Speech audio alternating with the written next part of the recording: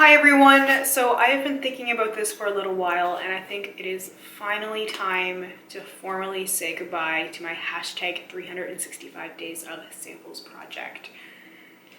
It wasn't easy for me to decide to formally let it go, but I decided to do so for a number of reasons. I think the project has run its course. I don't think I am going to be able to get any more out of it. I'm also not making new orders, so I'm not receiving new samples, so I don't constantly have new things to be going through. Also, one of the best things about the project was the things I discovered that I loved and then went out and purchased full sizes of. I did purchase quite a few full sizes because I tried and played around with the samples. This happened often. I'm approaching the rest of my samples quite differently than before. It really started out as just a fun sort of game where I could pick random samples and play with them and use them, and I never expected it to turn into what it turned into. And now the giant sample box has decreased into my nice little orderly sample boxes.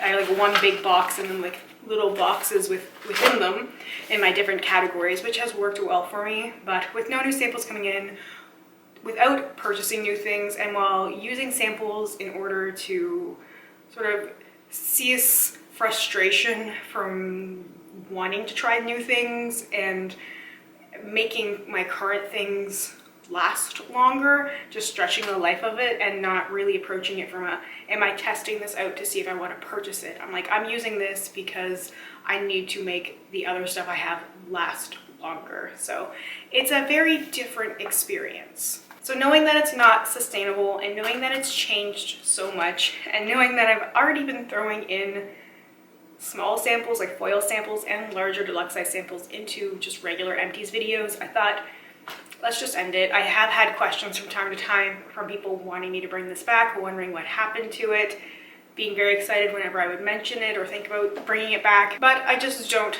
think it's time for it anymore, and I will miss it quite a bit.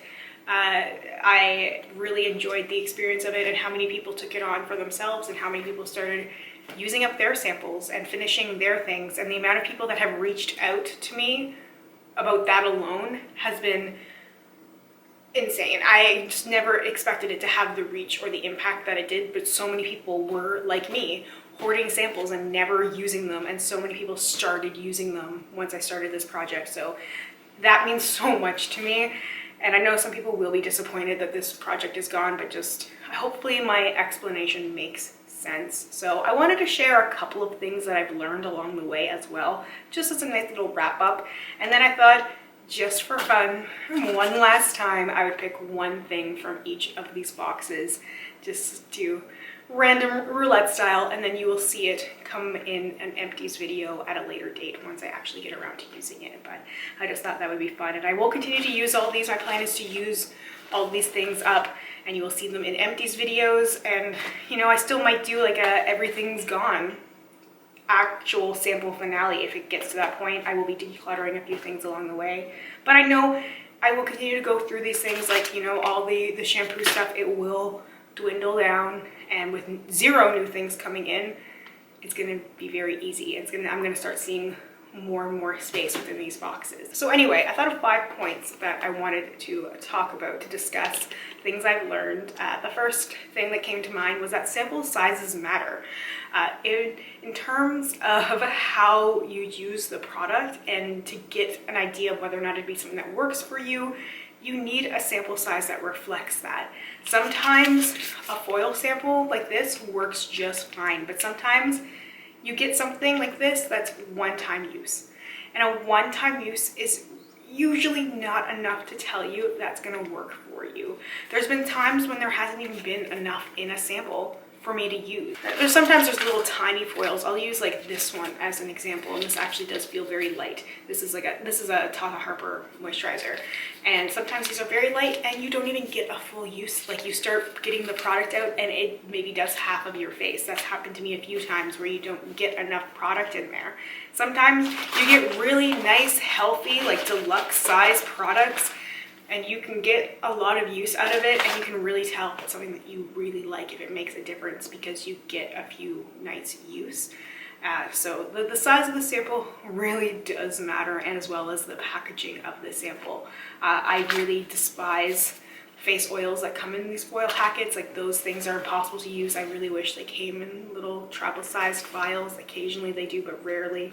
Just stuff like that.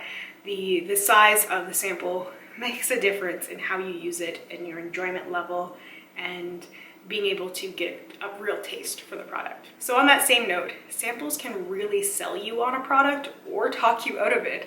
If it was something that you were really, really excited for, and then you get a sample of it, it could totally let you down. And it could be because of the size or shape of the sample, because you didn't get enough to use it. But also it could be because you had a bad reaction to it, because it didn't last as long as you wanted it to. If you got a foundation sample, for example, the formula might be too thin or too thick. Maybe it was the wrong shade, or maybe it was too matte or too dewy, and then you know it's not for you. You can also be talked out of, or I've been talked out of, samples that I thought I was gonna like because of the way that it was packaged in here, and just how frustrating it was to use, or because there was no instructions from the brand on the sample packaging. That's huge and very important. If it's a new to you product, you want some guidance on how to use it, and you shouldn't have to do all kinds of research when they can print it on the back. You know, they can outline the basics for you, things that you should know. I get frustrated by that, and that makes me, not want to try it as much. Just little things like that. But sometimes you use something, maybe something you never thought you would like, and fall completely madly in love with it, and it was after 2 or 3 uses when you saw the difference it made in your skin, how your skin looked or how your skin felt. If it was a color cosmetic product that completely changed your life in some way. It sounds dramatic, but sometimes I feel like these samples can be a little dramatic, or feel that way when you put that thing on your face, whatever it may be. I keep going back to skincare because I'm pretty sure the most I purchased was skincare, but it's been other products as well. Spray a little perfume on, and that scent that you really had never considered, or you maybe even didn't even know it existed, is suddenly the thing that meshes so well with your body chemistry that you have to have it. So yeah, you can be talked in or talked out of a product pretty quickly once you actually get that little taste of trying it. I also learned to try everything, not just things I knew I was going to like or suspected that I was going to like. Things can surprise you. I've been surprised by products that I've read the description of and thought I wasn't gonna like. Things that maybe were described a little inaccurately. Honestly, there's been times where things have been described as being like matte that have been more deady matte, or even a little bit more dewy, or the way that it wore my skin was not like a dry sort of matte finish. There's been things that I thought were going to be super hydrating and moisturizing that weren't.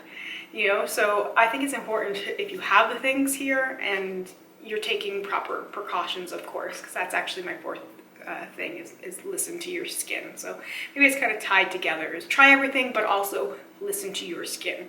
Just what doesn't matter what you're putting on. Listen to your hair as well. Listen to, your general body if you're putting product on it. You want to make sure you pay attention to ingredients if you are sensitive. Pay attention to scents if you're sensitive. Make sure you are aware of what's going on in your face, your body, your hair, but also try everything that's within reason. As long as it's not going to hurt you in any way, try it. It's a little dicey sometimes with skincare. I know this. I know some people have worked really hard on their skincare routines, and if you have the things down that you like and you're not looking for new things in a particular category, don't request those samples when you make orders if you can possibly help it, unless you want to try the particular product, or if you happen to be just gifted random samples of things you're not going to use, give them away. I don't think anybody is offended by being gifted samples. You could always, I used to put together little sample sort of like baggies and give them to like my brother, my mother. I had some gifted to me, like from my sister would just like give me like a Ziploc baggie full of samples. I was really excited to try new things. My mother was always really excited. I'd ask my brother, like, I have some fragrance stuff, colognes that he liked or wanted to try, and some like just moisturizers. He was really into argan oil for a while, and I had so many samples that I just gave him a bunch of that. Same thing with my mother. She wanted some face oils and stuff, so I just put together a little baggie of stuff like that, and stuff that I didn't need that was duplicates or things that I just knew I wasn't going to use. It works pretty well that way. So if there are things that you can get rid of from what you already have, do that. I'm telling you, people will be very grateful for it, but it also does help to ask people. I know sometimes people just don't want random stuff, or you're kind of like passing on your sort of trash to other people. But if you have siblings or some sort of relatives or even your friends, just ask them, hey, I have a bunch of these skincare samples that I can't use. Would you be interested in them? And this is generally what they are. And your friends are probably gonna be like, yeah, cool. All right, I'll try it. So it doesn't hurt to do that anyway, just a possible suggestion. So yeah, listen to your skin, try what you can within reason. There's been many times where I've had adverse reactions to skincare stuff, so I've had to pull back, stop it, identify what the issue was, and then kind of go into skin rehab mode. So there has been a few little dangerous things in there as well. I won't say it was completely smooth sailing. If you watched any of those updates, you heard and saw my struggle, because sometimes things just didn't turn out very well. But I'd say that I had a lot more successes than I did sort of failures. So if you can, worth trying some different things. And the last thing is really just to stop hoarding and use. I had kept so many samples for so long that when it got to the point to doing this project, like I had hundreds in this box because I was just hoarding them.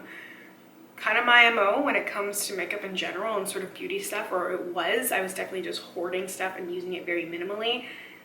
Use it.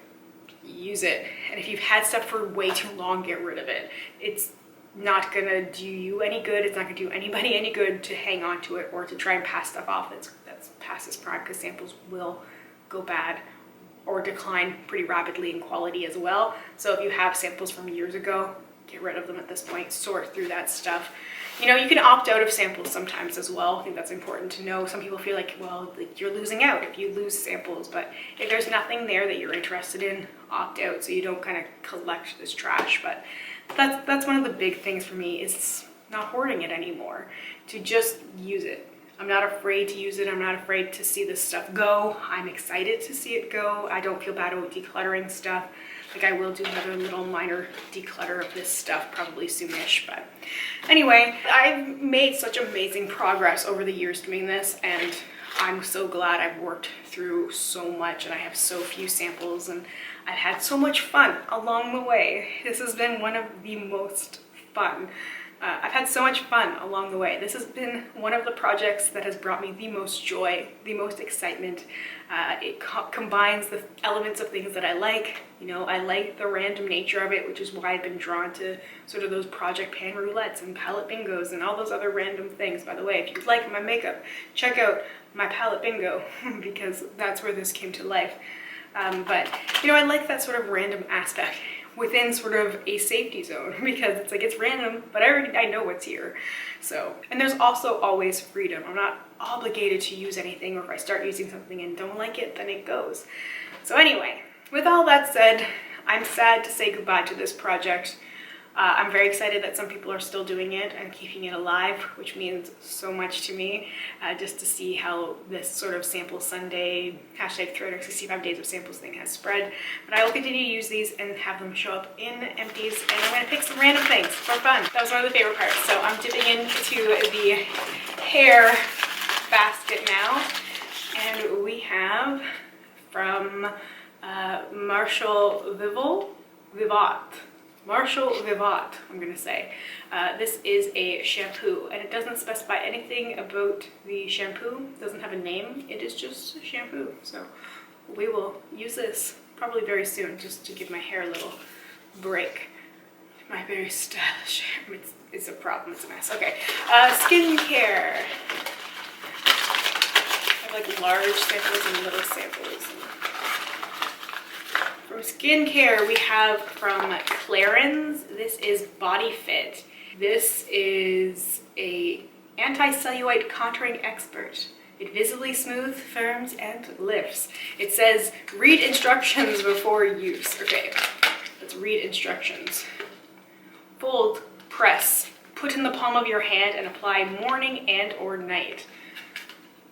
Based on 60 years of contouring expertise, Body Fit helps reduce the look of cellulite with targeted refining and reshaping actions. The lift effect helps promote a silhouette that looks more fit. Interesting. Fold, press, put in the palm of your hand. This is intriguing to me for sure. Okay, we'll definitely be doing a follow-up for that. But because this is a body thing and not a face thing, I'm gonna pick another one. This always happens in these videos. I always am like, well, that was cool, but let's do more. I have from Dior, this is the Skin Boosting Super Serum. I believe I've used this before. I tend to really like Dior skincare, so that's really good for me. Okay, next we have a makeup stuff. And for makeup stuff, we have from Lancer, this is the Glowing Skin Perfector. This can be used as a highlighter. It says, after applying the method, nourish and sunscreen. Apply to face, neck, and décolleté to enhance natural glow. Can also be used as a highlighter on the contours of the face or followed with makeup as preferred.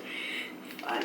I like to glow, so seems like a good easy one. And the last one I have is fragrance, which might be a little questionable. It might end up just being like a declutter thing because I'm not sure how much fragrance I'm gonna want to use right now. But we have Prada Candy. That sounds like fun. This Prada Candy combines exceptionally high quality ingredients in excessive proportions. Oh boy.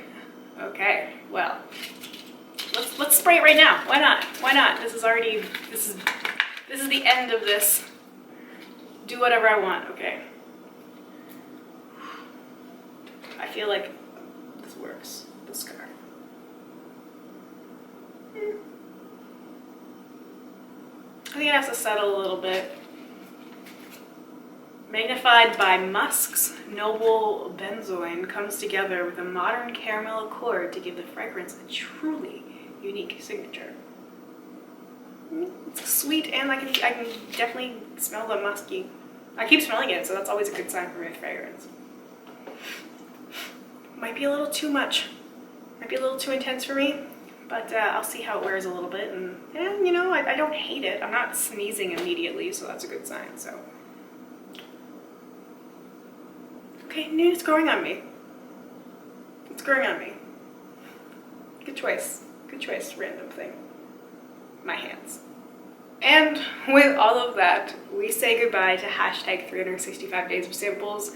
You'll still see the samples, as I've said a few times now, in my empties video, so make sure to keep your eyes peeled for those if you are interested. Thank you so much for following me on this crazy long multi-year journey and through all of the changes and all of the growth. Hard to believe I got to this point, honestly. Well, anyway, thank you so much once again. I hope you have a wonderful day or night wherever you are. I hope we get a chance to chat soon. Bye for now.